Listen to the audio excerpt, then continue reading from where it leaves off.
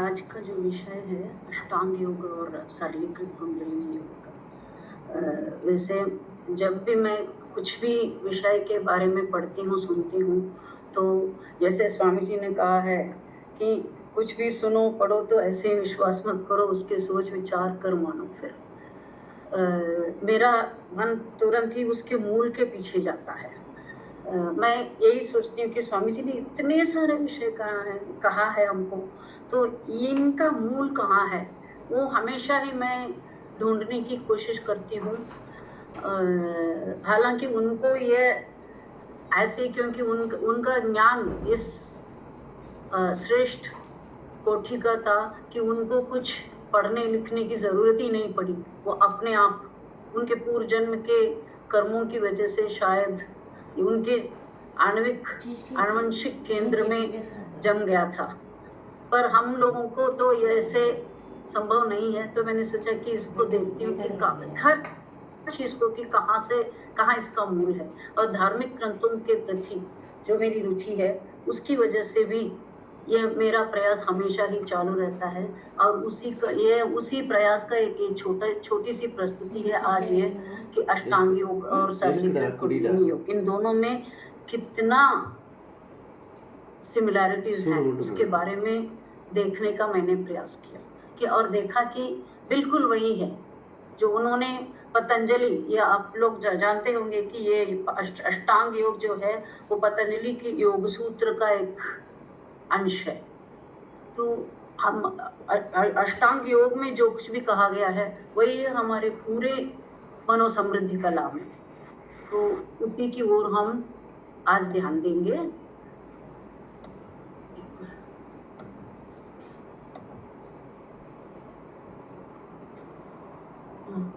मेरा स्क्रीन दिखाई दे रहा है? जी मैम।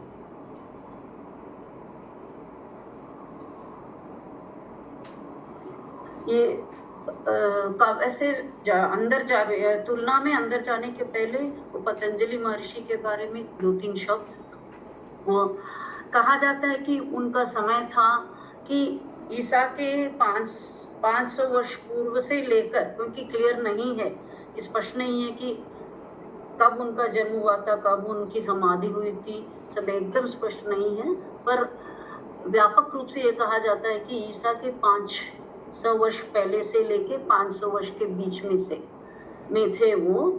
और उन्होंने जीव समाधि भी प्राप्त की थी। और ये भी कहा जाता है कि आज भी वो तिरुपत्तूर में ब्रह्मपुरीश्वर मंदिर में उनका ध्यान मंडप है। उन्होंने सिर्फ योग की नहीं, उन्होंने योग सूत्र भी लिखा है। उसके साथ में वो व्याकरण, पाणिनि के व्याकरण का भी भाष्य लिखा है, व्याख्या लिखी है। और ऐसे ही जो वैदिक ग्रंथ हैं, चरक, सुश्रुत, इनकी जो ग्रंथ हैं उनके भी व्याख्याएं की हैं उन्होंने। तो ये उसके साथ तो इस योग सूत्र में 4 अंश हैं, कुल मिला के 195 सूत्र हैं, और जिसको उन्होंने 4 अंशों में बांटा है: समाधिपाद, साधनापाद, विभूतिपाद, कैवल्यपाद। तो मैं सिर्फ साधनापाद को ले रही हूँ क्योंकि उसी साधनापाद में हमारा अष्टांग योग जो है चर्चा का विषय है वो आता है। साधनापाद को ही लेके आगे बढ़ेंगे। और हमारी मनोसमृद्धि कला के मुख्य रूप से 4 अंग बताते हैं, पर मैं तो सबसे इनके ऊपर रखती हूँ अपनी व्यायाम को, शारीरिक व्यायाम को, क्योंकि शारीरिक व्यायाम की शुरुआत से ही हमारी मनोसमृद्धि कला अच्छी शुरुआत कही जा सकती है। और उसमें उस शारीरिक व्यायाम के बाद आते हैं आत्मविश्लेषण, सद्गुण प्राप्ति, अंतर्ध्यान और संपूर्णता प्राप्ति। तो ये चारों जो हैं अलग अलग नहीं है। मेरा ये पूर्ण विचार है कि ये चारों को हम अलग ही नहीं कर सकते। शारीरिक व्यायाम करने से ही हम आगे बढ़ने में, उसको नियमित रूप से करने से ही हम आगे बढ़ने में सफल हो सकते हैं। उसको छोड़कर मैं सिर्फ ध्यान कर लूँगा तो मुझे संपूर्णता प्राप्ति हो जाएगी, हम ध्यान पूरी तरह से अच्छी तरह से नहीं कर पाएंगे। इसलिए मैं उसको सबसे आगे रखती हूँ, शारीरिक व्यायाम, उसके बाद आत्मविश्लेषण। तो ये आत्मविश्लेषण के द्वारा हम अपने चित्त की शुद्धि करते हैं, मन की अपने आप का सुधार करते हैं। उसके बाद हमें सद्गुण प्राप्ति होती है, मतलब हमारी नकारात्मक वृत्तियां कम होती हैं और सकारात्मक वृत्तियां बढ़ती हैं, तब हम ध्यान में अच्छी तरह अपने मन को लगा सकते हैं। तो इसके अंतिम चरण होता है संपूर्णता प्राप्ति।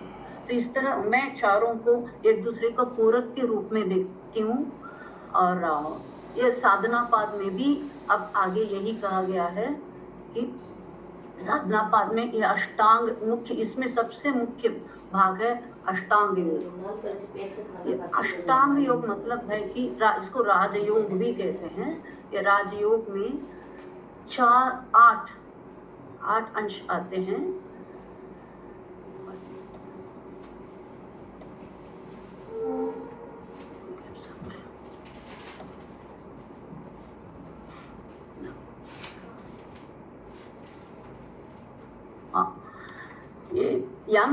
ये अष्टांग योग के हैं यम, नियम, आसन, प्राणायाम, प्रत्याहार, धारणा, ध्यान, समाधि। तो अष्टांग योग का ही हमारा मनोवृद्धि कला जो है अष्टांग योग का ही एकदम संक्षिप्त, व्यावहारिक और सरल अभ्यास है, जिसको हम आसानी से समझ सकते हैं और थोड़ा समय देने पर हम उसका अनुकरण अच्छी तरह कर सकते हैं। अष्टांग योग जो कि साधना पाद का विषय है, उसमें हम जैसे सामान्य लोगों के लिए उपयोगी योग का रास्ता दिखाया गया है, इसलिए हम उसी अंश को लेकर ही हम यहाँ चर्चा कर रहे हैं। इस चर्चा का मेरा ये उद्देश्य है कि लगभग 2000 वर्ष पहले पतंजलि महर्षि ने सही जीवन जीने, आत्म साक्षात्कार का अनुभव करने के लिए जो नियम बताए हैं, उसके अनुष्ठान का रास्ता दिखाया है, उसी को वेदात्री महर्षि ने एकदम व्यावहारिक धरातल पर लाकर हमें दिया है। विषय वस्तु तो वही है, पर जिस तरीके से महर्षि ने हमें उसे दिया है, हर व्यक्ति आसानी से समझ सकता है, अनुकरण कर सकता है। इतना कहने के बाद मैं अष्टांग योग के एक एक मुद्दे को लेकर वो हमें क्या करने को, कैसे जीने को कहता है और महर्षि ने हमें उसके बारे में क्या बताया है, इस पर प्रकाश डालना चाहूंगी।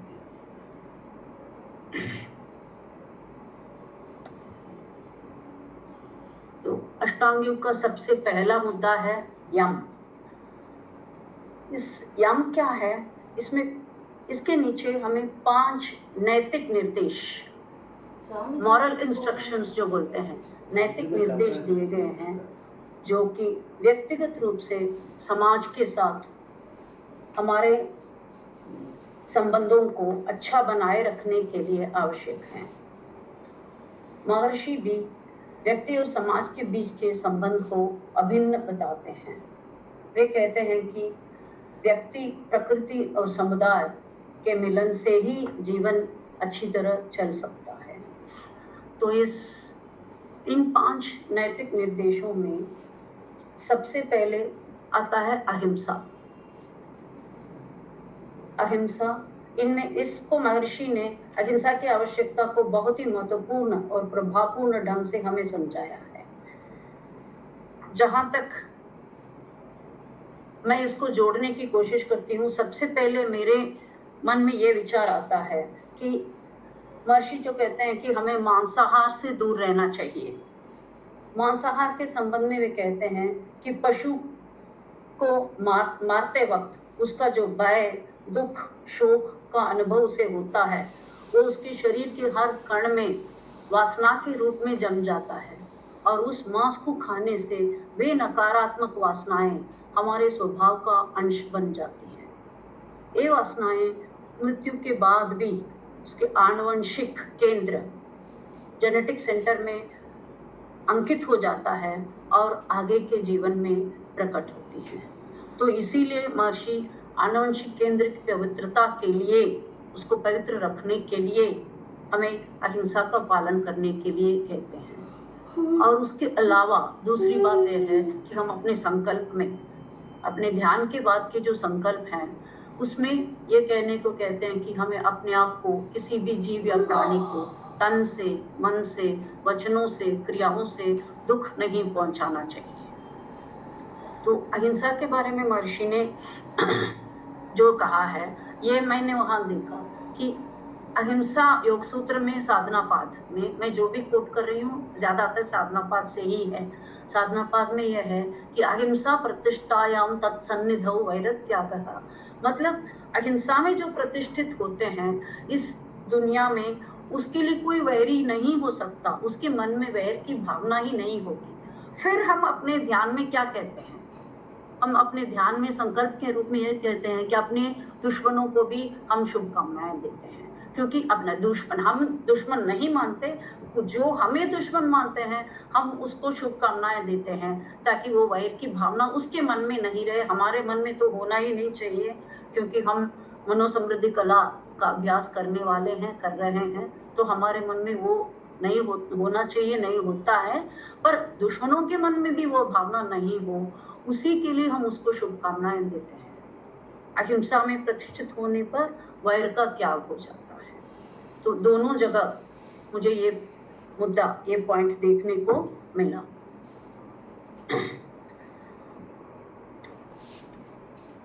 दूसरा है इस 5 नैतिक निर्देश में सत्य।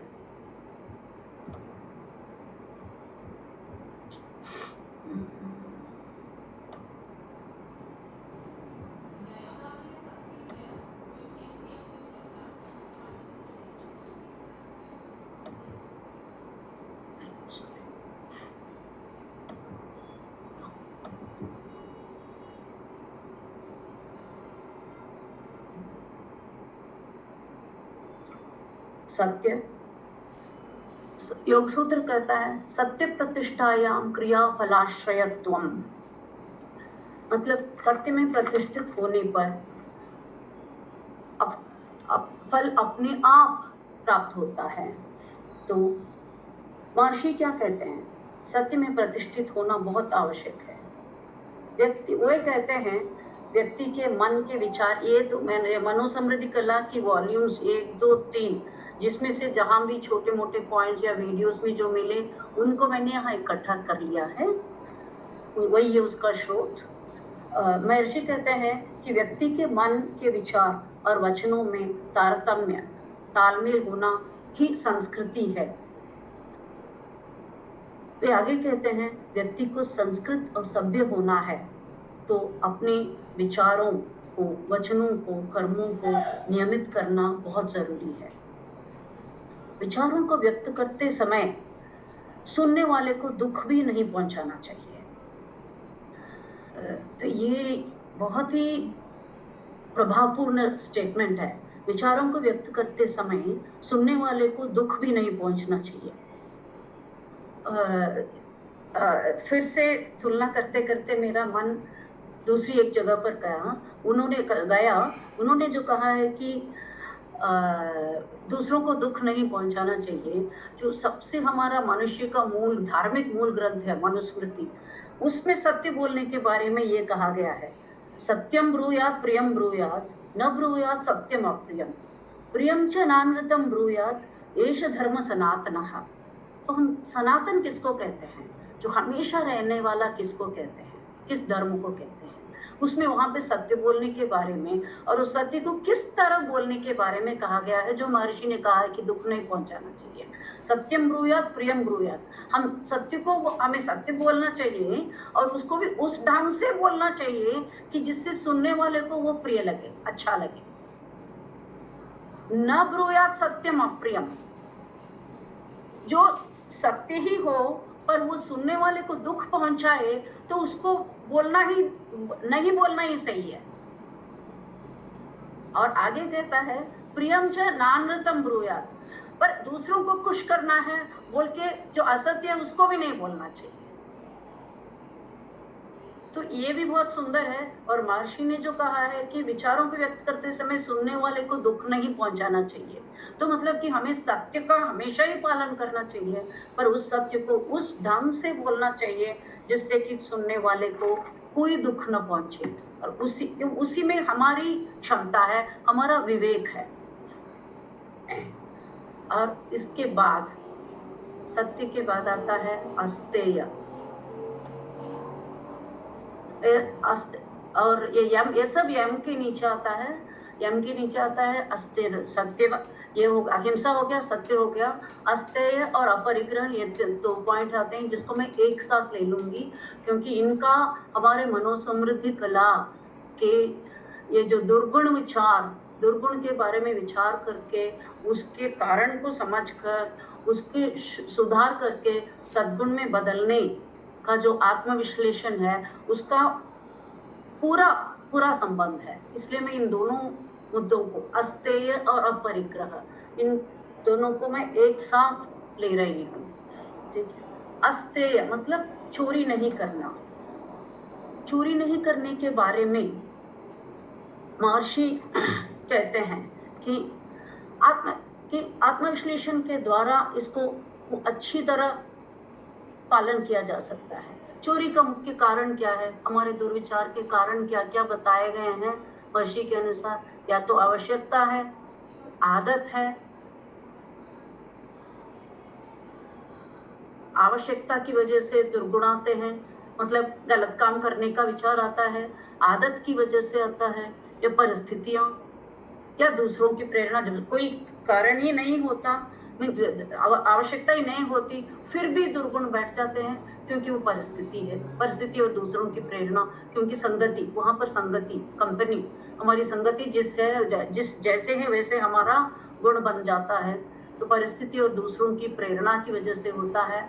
आनुवंशिक गठन, तो ये जेनेटिक सेंटर में जो अंकित होकर हमारे जन्म में से हमारे साथ आया, हमारा जन्म हुआ है, उसकी वजह से होता है। या देवत्व, इसको तो मैं तो मानूंगी कि अपनी कार्मिक वासनाएं अपने पिछले कर्मों के फल की वजह से जो गुण बने हैं, इन सब की, ये सब हमारे अच्छे गुण हो दुर्गुण हो, दोनों के यही कारण होते हैं। अच्छे और इन अच्छे गुणों को, दुर्गुणों को अच्छे गुण में बदलने के लिए वे कहते हैं कि आत्मविश्लेषण करो। ये आत्मविश्लेषण करके महत्वाकांक्षा को हम उदारता, महत्वाकांक्षा मतलब बहुत अधिक इच्छा, तो चोरी का मुख्य कारण है महत्वाकांक्षा, असीमित इच्छा। हो सकता है आवश्यकता भी हो, पर साथ में कभी ये आगे बढ़ बढ़कर वह पूरा, जब पूरे मन संतुष्ट स्थिति में होता है तभी भी हम देखते हैं कि लोगों को और चाहिए होता है, तो ऐसी दिशा में वो महत्वाकांक्षा ही हो जाती है। उस महत्वाकांक्षा की पूर्ति के लिए दूसरों की वस्तु संपत्ति को हड़पना भी हमें गलत नहीं लगता। महर्षि का कहना है कि आत्मविश्लेषण द्वारा मन में संयम लाकर इच्छाओं को नियंत्रण में रखना बहुत आवश्यक है, तभी वह महत्वाकांक्षा को उदारता में बदल सकते हैं। उदारता में जब बदल देते हैं तब उस सद्गुण प्राप्ति, जो तीसरे चरण जो होती है, वो अपने आप हो जाता है। वैसे ही हम लोभ को, लोभ भी क्या है, महत्वाकांक्षा का ही फिर एक रूप है। उस लोभ को भी हम इस विचार विश्लेषण द्वारा इच्छाओं को सुधार करके हम संतुष्टि में बदल सकते हैं। और क्रोध जो है उसको हम सहनशीलता में बदल सकते हैं। फिर ये योग सूत्र में कहा गया है कि अस्तेय प्रतिष्ठायाम सर्वरत्नोपस्थाना, मतलब अस्तेय में रहने पर, प्रतिष्ठित होने पर, अस्तेय मतलब चोरी नहीं करना, लोभ नहीं करना, महत्वाकांक्षा नहीं रखना, ये सब इसमें आता है। तो जो ये अस्तेय का अनुकरण करने पर सभी प्रकार की संपत्ति अपने आप योगी को प्राप्त हो जाता है। तो ये सभी प्रकार की संपत्ति प्राप्त हो जाता है कि क्या मतलब है? ये नहीं कि हमारा घर अस्तेय करने से हमारा घर रत्नों से, धन से भर जाएगा। हमारे मन में संतुष्टि आ जाएगी, हमारे मन में संतुष्टि आ जाती है तो वही सबसे बड़ा रत्न है, सबसे बड़ा धन है हमारे लिए। तो और अपरिग्रह, तो अपरिग्रह भी इसी के साथ ही आता है। अपरिग्रह स्थैर्य जन्म कथनता संबोध। तो ये अपरिग्रह मतलब नॉन अक्यूमुलेशन, तो जोड़ कर, ये लोभ की वजह से जो होता है, हम जब जोड़ कर रखने की ये जो वृत्ति है, ये जब हमारे मन से छूट जाता है तब हमें अपने मूल से संबंध, मैं कौन हूँ, मैं यहाँ क्यों आया, मेरे यहाँ आने का उद्देश्य क्या है, ये सब की ओर हमारा मन जाएगा। और जब तक संग्रह करते रहेंगे तो हमारा ध्यान उस संग्रह की हुई वस्तु के संरक्षण में ही जाता रहेगा। जब हम इस परिग्रह को छोड़ेंगे तो हमारा मन अपने आप मूल के साथ संबंध स्थापित करने की ओर बढ़ जाएगा, तभी हमें वो संतुष्टि और शांति प्राप्त होगी। तो महर्षि यही कहते हैं, लोभ का आत्मविश्लेषण द्वारा संतुष्टि में हम जरूर बदल सकते हैं, तभी ध्यान संभव है। और ध्यान से मन का अपने मूल स्रोत ईश शक्ति से संपर्क स्थापित हो सकता है और पूर्ण शांति का अनुभव भी हो सकता है। और उसके बाद पांचवा है अब ब्रह्मचर्य। यह ब्रह्मचर्य के बारे में बहुत कुछ कहा गया है, हर धार्मिक ग्रंथों में भी कहा गया है, और महर्षि ने हमें समझाया है कि इसकी जरूरत क्यों है। ब्रह्मचर्य प्रतिष्ठायाम वीर्य लाभ, मतलब ब्रह्मचर्य का पालन करने पर असीमित ऊर्जा शक्ति मिलती है।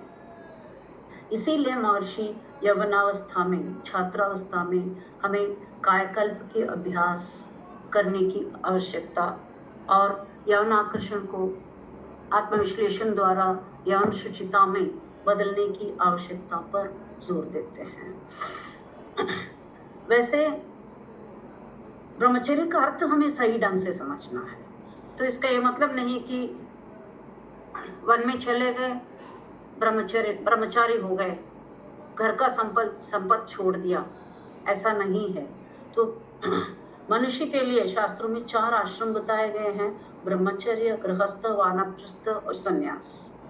ये ब्रह्मचर्य तो ऐसी स्थिति है, वैसे इसको शास्त्रों के अनुसार भक्ति योग, कर्मयोग, राजयोग और ज्ञान योग भी बताया गया है। इसका भी जिक्र महर्षि के ग्रंथ में आता है।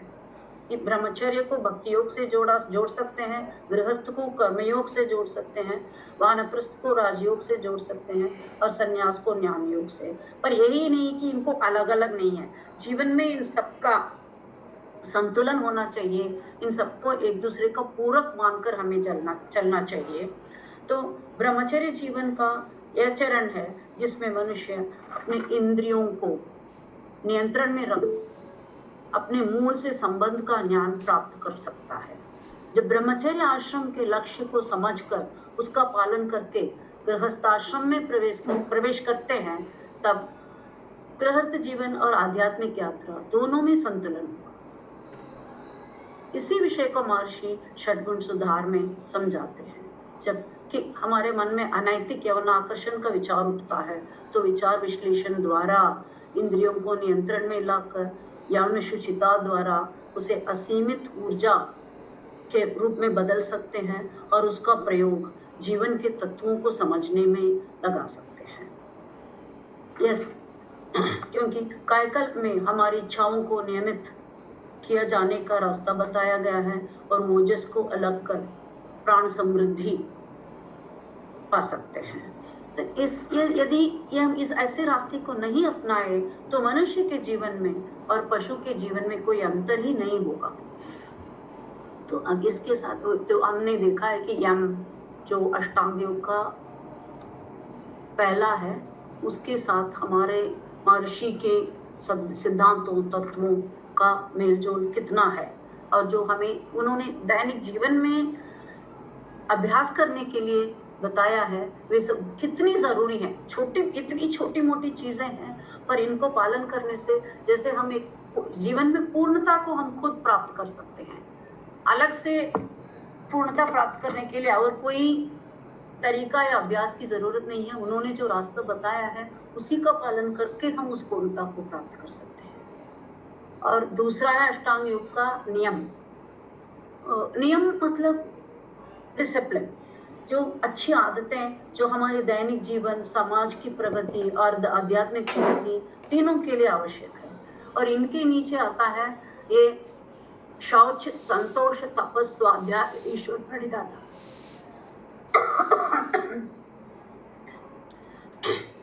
शौच का क्या मतलब है? इसको हम हिंदी में अनुशासन बोल सकते हैं। इंग्लिश में हम इसको डिसिप्लिन बोल सकते हैं। तो ये अनुशासन के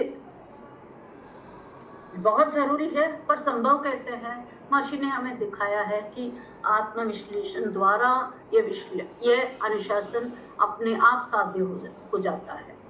योग सूत्र कहता है कि सत्व वृद्धि, सौमनस्य, एकाग्र, इंद्रिय जय, आत्मदर्शन, योग्यत्वानि च। मतलब ये सेल्फ डिसिप्लिन, अनुशासन लाने से सत्व शुद्धि मतलब मन की शुद्धि, और मन को शांत और खुश, सौमनस्य मन को शांत और खुश रखना, मन को शांत और खुश रखना, और एकाग्र फोकस, एकाग्र चित्त, ध्यान के लिए जो एकाग्र चित्त चाहिए वो, इंद्रिय जय, इंद्रियों पर हमारी जीत, ये सब संभव है। आत्मदर्शन, जिसकी वजह से परिणामतः आत्मदर्शन प्राप्त होता है। ये शौच या डिसिप्लिन, अनुशासन को पालन करने से इन सब की योग्यता हमें मिल जाती है। ये सारी योग्यता मतलब हमारे चित्त शुद्ध हो सकता है और हम धीरे धीरे आत्मदर्शन की ओर बढ़ सकते हैं। इन सब की योग्यता शौच से ही, उस डिसिप्लिन अनुशासन से ही हमें आता है। और फिर संतोष, महर्षि कहते हैं कि जब इच्छा उत्पन्न होती है उसकी पूरी तरह विश्लेषण करें और उसको कार्यान्वित करने से कितना लाभ है और कितना नुकसान है। खुद को लाभ हो तो भी दूसरों को नुकसान हो तो उसको नहीं करना चाहिए। ऐसे नाप तोल के ऐसे ही इच्छाओं की पूर्ति करनी चाहिए जिसमें खुद को, दूसरों को, समाज को वर्तमान में या भविष्य में कोई नुकसान न पहुंचे। इच्छाओं की अंधाधुंध पूर्ति से क्षणिक सुख तो मिल सकता है पर बाद में दुखी होगा। तो योग सूत्र ही यही कहता है कि संतोषात अनुत्तम सुख लाभः, मतलब संतुष्टि को लाने से अनुत्तम सुख मतलब अद्वितीय, ऐसा सुख जिसका कोई पैरेलल नहीं है, जिसके समान और कोई सुख नहीं है। कि मैंने कहा कि अंधाधुंध पूर्ति से तो क्षणिक सुख मिल सकता है पर संतुष्टि से तो दीर्घ चिरंतर सुख मिल सकता है।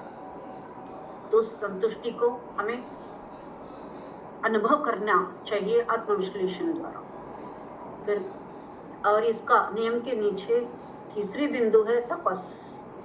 ये तपस निरंतर आत्मविश्लेषण और उससे उठने वाले विचारों के अनुपालन से तपस की सिद्धि हो सकती है। महर्षि स्पष्ट रूप से कहते हैं मनुष्य से खुद को और दूसरों को जितने भी दुख हो रहे हैं वे सब 6 दुर्गुणों से ही हो रहे हैं। ये मनुस्मृति कला की द्वितीय भाग अंश बुक में आता है जिसमें वो इच्छाओं का विश्लेषण करने के बारे में, इच्छा सुधार के बारे में जो वे समझाते हैं उसमें आता है। மனிதனால் மனிதனுக்கு விளைகின்ற துன்பங்கள் அனைத்தும் இந்த 6 வகை मनोनिலைகளால் தான் உண்டாகின்றன। मतलब मनुष्य को, खुद को, दूसरों को जो दुख हो रहा है मनुष्य से, वे सब इन 6 दुर्गुणों के कारण ही हो रहे हैं। पर हम सोचते हैं मेरे सभी दुखों के कारण वे सब लोग हैं जिनके साथ मैं रहता हूँ। घर से बाहर ये समाज है जो मुझे शांति से जीने ही नहीं देता। सच तो यह है कि हमारे सभी दुखों का कारण हमारा ही मन है और कोई नहीं। तो इस मन को अनुशासित रखने से सुख और शांति हमारे जीवन में जरूर मिलेगा और हमारे जीवन का आधार और अंग बन जाएगा। तो ये तपस की वजह से ही हो सकता है। फिर आता है स्वाध्याय। तो महर्षि हमेशा ही कहते हैं कि सोच विचार करो। स्वाध्याय मतलब सिर्फ किताब लेकर पढ़ना नहीं है, मनन करना है। इसको हम वहाँ कहते हैं कि श्रवण करना है, मनन करना है, निधिध्यास करना है। तो मतलब मनन करना है। हमने जो कुछ भी सुनते हैं, महर्षि के सिद्धांतों के बारे में पढ़ते हैं, तब उसका हम मनन करेंगे तो उसके अंदर हम जा सकते हैं और उसकी गंभीरता को हम समझ सकते हैं। और उसकी गंभीरता को हम जब समझेंगे तब वो हमारे लिए आगे का रास्ता अपने आप खोल देगा। हमें अलग से प्रयत्न करने की जरूरत ही नहीं होगी।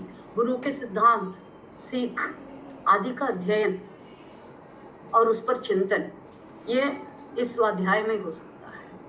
और ईश्वर प्रणिधान, ईश्वर प्रणिधान, ईश्वर की समीपता का अनुभव, मतलब हमारा जो स्काईयोग की महत्वपूर्ण देन है ईशता ध्यान, सबसे उच्चतम है वो ईशता ध्यान। यदि हम महर्षि के सिद्धांतों का अध्ययन व ध्यान पद्धति का नियमित रूप से पालन करेंगे तो ईशता का अनुभव हम धीरे धीरे दिन की 24 घंटे कर सकते हैं अपने तन में, अपने मन में। योग सूत्र भी यही कहता है, समाधि सिद्धि, समाधि सिद्धि ईश्वर प्रणिधान, ईश्वर का अनुभव उस स्तर पर होता है। हमारा स्पष्ट है, हमारी ईशता ध्यान उसी का रास्ता बताता है, उसी का रास्ता दिखाता है और हमें अंतिम चरण तक लेकर जा सकता है, पूर्ण प्रमाण है। तो यम, हमने देखा है कि यम और नियम ये दोनों उसी हमारे आत्मविश्लेषण और सगुण के द्वारा संभव हो जाता है। नरेश जी, आपको चाहिए तो मैं यहाँ रोक सकती हूँ और थोड़ा जो है उसको और एक पूरे सेशन के रूप में हम ले सकते हैं।